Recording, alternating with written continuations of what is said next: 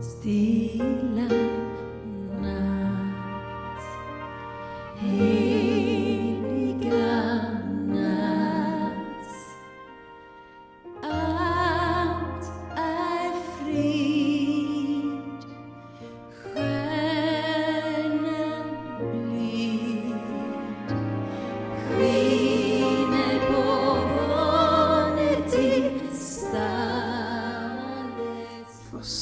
Första väntan. Vecka 1 i väntan.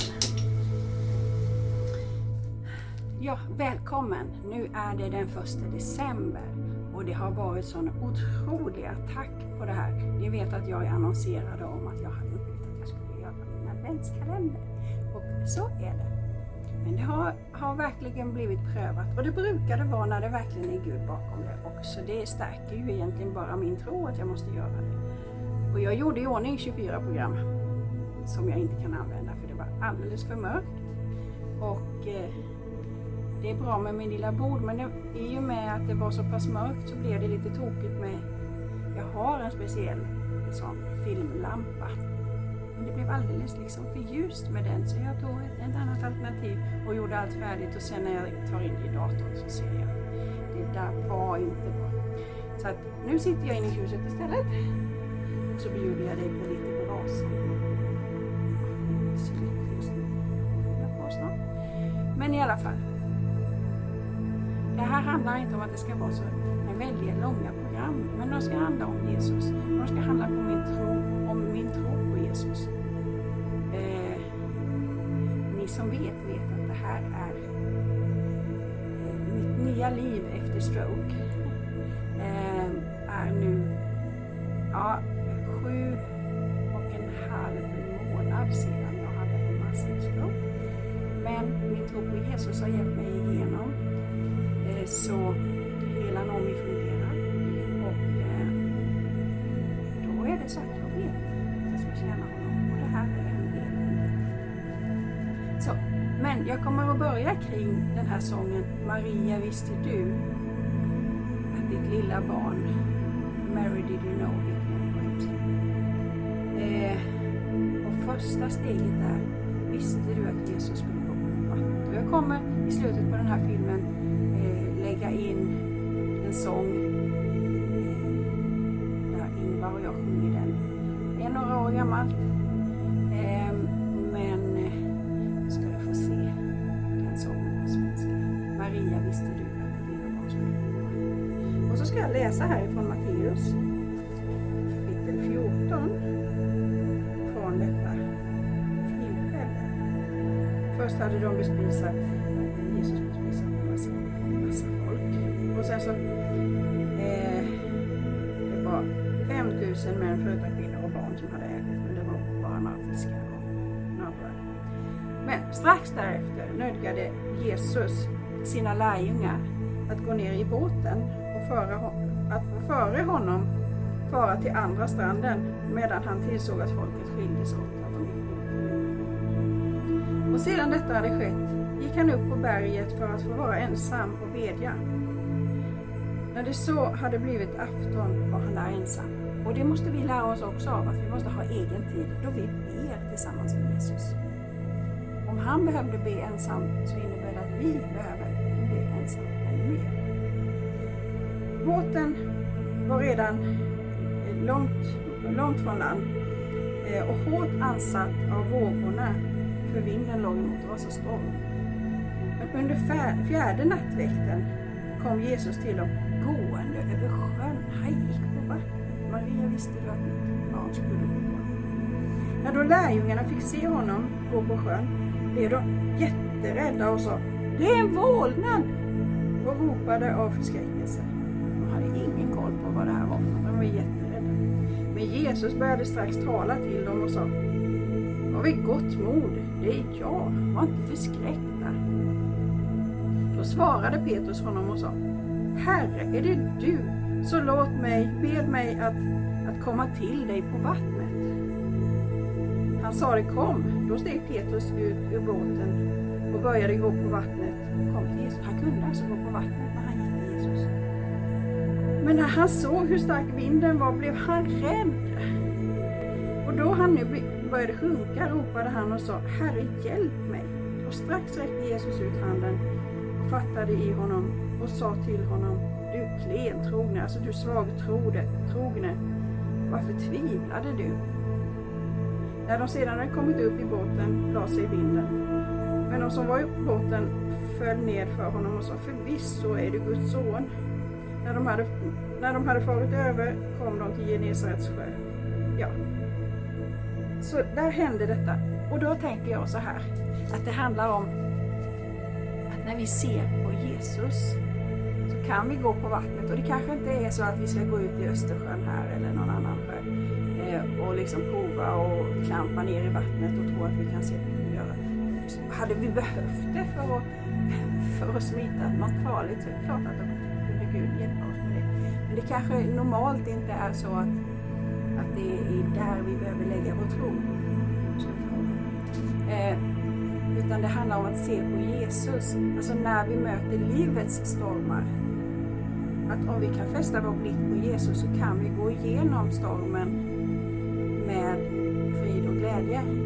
Och jag måste säga så att mitt sista år har varit sen förra julen har varit en stor livets storm. När jag hamnade på golvet här inne, eller jag låg och vilade i soffan, jag hade haft så ont i huvudet. Och lyckas inte ta mig upp överhuvudtaget och förstå inte alls vad som hade hänt. Utan det visste jag senare att jag var alltså lam på hela vänster sida. Alltså en massiv stroke. Många tror när de ser mig nu så tror de att det var en liten 10-attack eller att det var en liten stroke. Men det var faktiskt en massiv stroke. Så att jag kunde inte använda vänster sida överhuvudtaget och mitt ansikte var snett och ögonen gick i kors. Det visste jag inte. Jag undrade varför jag mådde illa. Men i alla fall. Så att jag hamnade på golvet här. Blommor och alltihopa for i en hög. För jag är envis människa. Ja, vilket gör att jag skulle ju bara ta mig upp. Så att Ingvar hittade mig på golvet här i alla fall och han ringde ambulans direkt. Och det räddade mitt liv. Men vad jag vet framförallt är det att Jesus räddade mitt liv. Därför att det var inte dags. Det skulle inte ta slut. Men jag kan vittna om det här med att om vi håller vår blick fäst på Jesus och att vi tränar oss i att göra det även när allt så att säga verkar okej, när allt verkar bra. Nu börjar jag faktiskt. Ska jag pausa och då ska jag lägga ner lite ved. Så får vi hoppas att det tar sig där. Men det brinner på bra just nu i alla fall. Jo, men i alla fall. Så att om vi går igenom tuffa saker så ska vi redan vara tränade i att se på Jesus, att lyfta vår blick och inte se på omständigheterna. Och jag vet att det är det som gör att jag är där jag är. Sen är inte det att jag är så speciell. Trons föregångare. Det var inte det jag sa. Jag sa att Jesus är stor och att det tål att lita på honom. Så att idag har jag satt upp gardiner här och så tacksam över att liksom jag kan gå upp på den där stegpallen utan att vara rädd, utan att vara vinglig, utan det funkar. Och hela min vänstra sida är med mig. Ja, så är det. Se på Jesus. Och imorgon så tänkte jag faktiskt göra i ordning en sång som heter Jag vill hellre ha Jesus än sin bror. Och jag tycker det passar till det här temat också. Men och jag vill alltså som jag vill fira julen, alltså vi firar Jesus. Jag vill inte fira tomten. Och sen är du välsignad du som vill göra det. Varsågod, gör det. Och inte Lucia. Utan fokusera på Jesus helt enkelt. Och inte fokusera på Jesus som det lilla barnet som vi ofta fastnar vid. För att om jag blir bjuden på ditt, ja men låt säga du fyller 30, 40, 50, 60 eller någonting. Då vill ju inte du att jag kommer och så har jag köpt lite blöjor till dig och så har jag så lagit in dem i fint papper, någon liten skallra och lite ja, vad det kan vara, en liten napp kanske, nappflaska. Utan då vill du att jag ska ha funderat ut en present som passar till dig och din ålder och som någonting som du är intresserad av. Och då kommer inte jag där och säger, åh lille plutten han kan prata och han kan gå nu. Utan då firar jag dig som den du är idag. Och samma vill jag göra med Jesus. Att Jesus är inte ett litet barn. Han ligger inte där i krubban nu. Sen är det helt okej att vi minns att det här hände. Nu tror jag inte ens att det hände på julen. Men eftersom vi alla liksom är inställda på att fira det på julen så tänker jag göra det där också. Och så kan vi läsa ifrån Bibeln om vad som hände i Betlehem. Vad som hände när Jesus föddes i krubban. Absolut. Men det är ju inte Jesusbarnet vi tillber. Utan vi tillber ju konungen. Jesus, konungarnas konung. Och vi väntar honom för han kommer snart tillbaka. Så, och du som ännu inte har tagit emot honom, den levande uppståndne Jesus. Än finns tid. Han är där hos dig. Så bara ta emot honom. Så vi tar redan från början nu att be med mig i den här bönen. Jesus, jag vill komma till dig. Jag vet att du knackar på mitt hjärtas dörr. Jag ber dig att du ska komma in i mitt hjärta. Och att jag ska få känna och lära känna dig och se vem du är. Förlåt mig för att jag inte har sett dig och att jag har vandrat borta ifrån dig. Jesus, visa dig för mig. Amen. Och det här är inte något religiöst utan det här är att få en relation med Jesus. Så.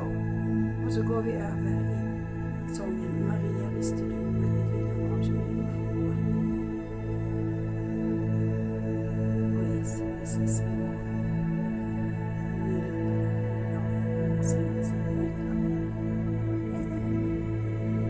Ta vänster. Det är den som är det största miraklet här. Hej. Maria, visste du att ditt lilla barn skulle gå på vattnet?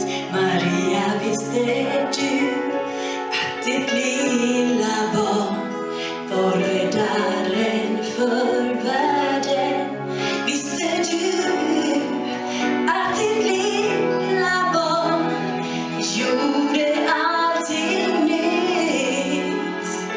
Att sonen som du födde skulle rädda dig. Maria, visste du att ditt lilla barn skulle botade en blind man? Maria, visste du att ditt lilla barn skulle stilla stormen? Visste du att ditt lilla barn gått i änglars spår? När du kysste lilla barnet, det var ansiktet